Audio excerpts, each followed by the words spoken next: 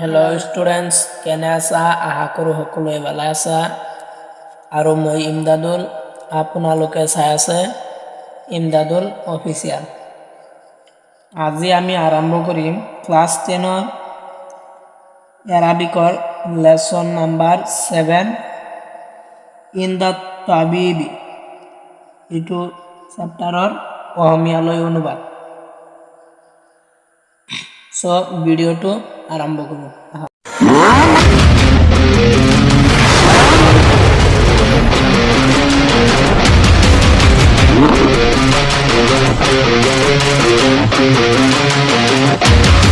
আৰু ফাৰ্ষ্টতে ইয়াৰ পৰা ইয়ালৈ আৰম্ভ কৰিম আৰু তোমালোকে মিলাই ল'বা।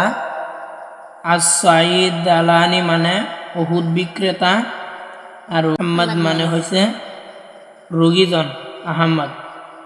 এইবিলাক তোমালোকে মিলাই ল'বা, এইবিলাক তোমালোকে অনুবাদলৈ মিলাই ল'বা। ইনদাত তাবিবি মানে হৈছে চিকিৎসকৰ ওচৰলৈ।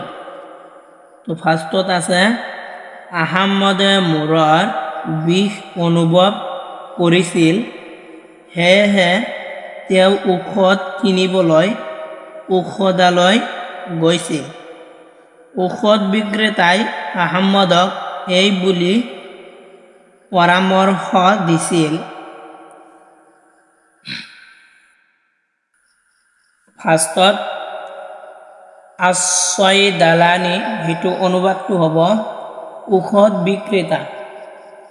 তোমালোকে মিলাই ল'বা সেইটো আৰু সেইটো আহমদ ঔষধ বিক্ৰেতা সেইবিলাক মিলাই ল'বা। তো চোৱা, ঔষধ বিক্ৰেতা আপুনি চিকিৎসকসকলৰ ওচৰলৈ যাওক। ঔষধ বিক্ৰেতা তাৰ মানে ডক্টৰ, যিয়ে ঔষধ বিক্ৰী কৰে সিয়ে আহমদক কৈছিল, ঔষধ বিক্ৰেতা কৈছিল আপুনি চিকিৎসকৰ ওচৰলৈ যাওক, তেখেতে আপোনাৰ পৰীক্ষা কৰিব আৰু আপোনাৰ বাবে ঔষধ নিৰ্ধাৰণ কৰি দিব। এইটো আহমদক কৈছিল, ঔষধ বিক্ৰেতাজনে, ফাৰ্মাচীজনে আহমদক কৈছিল। এতিয়া আহমদ কৈ আছে, আহমদ চিকিৎসকক ওচৰতে পোৱা যাবনে? আহমদে কৈছে ডক্টৰজনক ওচৰতেই পোৱা যাবনে, সেইটো বুলি কৈছে। আৰু এতিয়া ঔষধ বিক্ৰেতাই কৈছে নিশ্চয়, তেওঁ আমাৰ কাষতে আছে, এই অট্টালিকাটোৰ দ্বিতীয় মহলাত, মানে দোতলাত।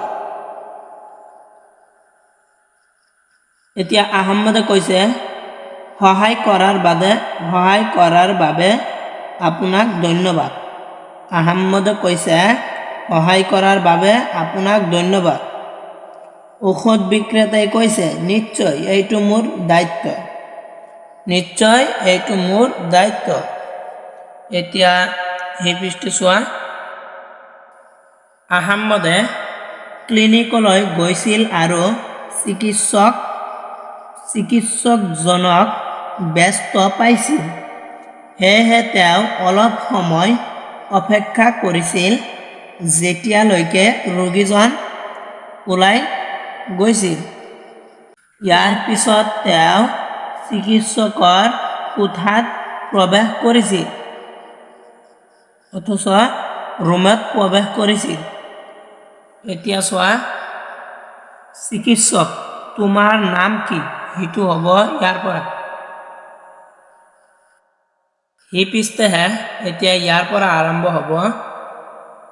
আত-তাবিব মানে চিকিৎসক। মা ইসমুকা, তোমাৰ নাম কি? চিকিৎসকজনক কৈছে তোমাৰ নাম কি? ডক্টৰজনে আহমদক সুধিছে তোমাৰ নাম কি? ইয়াৰ পৰা এতিয়া আৰম্ভ হ'ব। চাই যোৱা,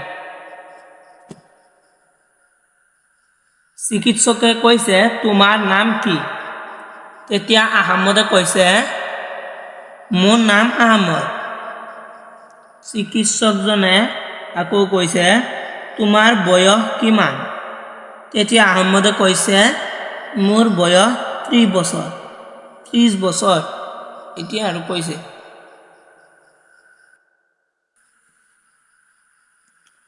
তেতিয়া চিকিৎসকজনে কৈছে, চিকিৎসক হে আহমদ, তোমাৰ কি অনুভৱ হৈছে? হে আহমদ, তোমাৰ কি অনুভৱ হৈছে? আহমদক সুধিছে ডক্টৰজনে।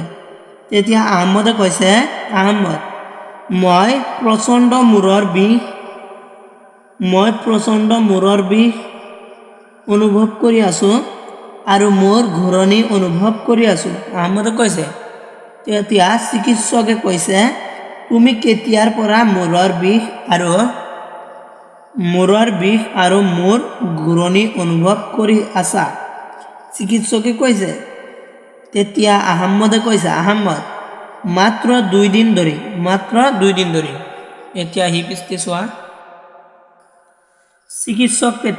চিকিৎসকজনে কৈছে, মোক তোমাৰ বুকুৰ ধপধপনি শুনিবলৈ দিয়া আৰু তোমাৰ ৰক্তচাপ জুখিবলৈ বাহুখন আগবঢ়াই দিয়া, ডক্টৰজনে আহমদক কৈছিল।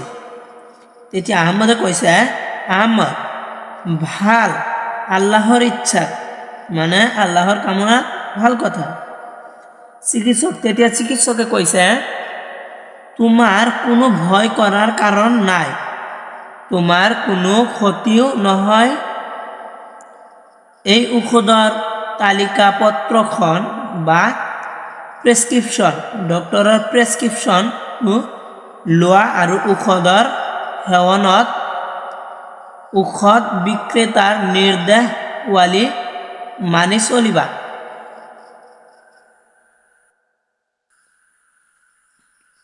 তেতিয়া আহমদে ডক্টৰক কৈছে, আহমদ, আপোনাক ধন্যবাদ। তেতিয়া চিকিৎসকজনে কৈছে, চিকিৎসক, ক্ষমা কৰিবা, তোমাৰ মংগল হওক। ইয়াৰ পিছত এইখিনি হ'ল, দেখাই দি আছোঁ, চাই লোৱা। এইখিনি হ'ল, এতিয়া ইমানখিনি শেষ হ'ল। এতিয়া সুম্মা জাহাবা আহমাদু ইলা ছয়দালিয়াতি, ইয়াৰ পৰা এতিয়া আৰম্ভ হ'ব। ইয়াৰ পৰা চোৱা, সুম্মাটো ইয়াৰ পৰা হ'ব, ইয়াৰ পিছত আহমদ ঔষধালয় গৈছিল আৰু চিকিৎসকে তেওঁৰ বাবে লিখি দিয়া ঔষধবোৰ কিনিছিল আৰু ঔষধ বিক্ৰেতাৰ নিৰ্দেশ মতে সেইবোৰ সেৱন কৰিছিল। তাৰ পিছত তেওঁ ৰোগৰ পৰা আৰোগ্য হৈছিল আৰু তেওঁৰ সুস্থতা ঘূৰি আহিছিল। আজি 7 নম্বৰ চেপ্টাৰৰ অনুবাদ সেইখিনি আছিল। যদি বুজি পাইছা তেনেহ'লে ভিডিঅ'টোত কমেণ্ট কৰিবা আৰু বন্ধুসকলৰ ওচৰত শ্বেয়াৰ কৰিবা, যাতে সিহঁতেও শিকিব পাৰে। আৰু চেনেলত নতুন হ'লে ছাবস্ক্ৰাইব কৰিবা, ছাবস্ক্ৰাইব কৰিবলৈ নাপাহৰিবা। Okay friends.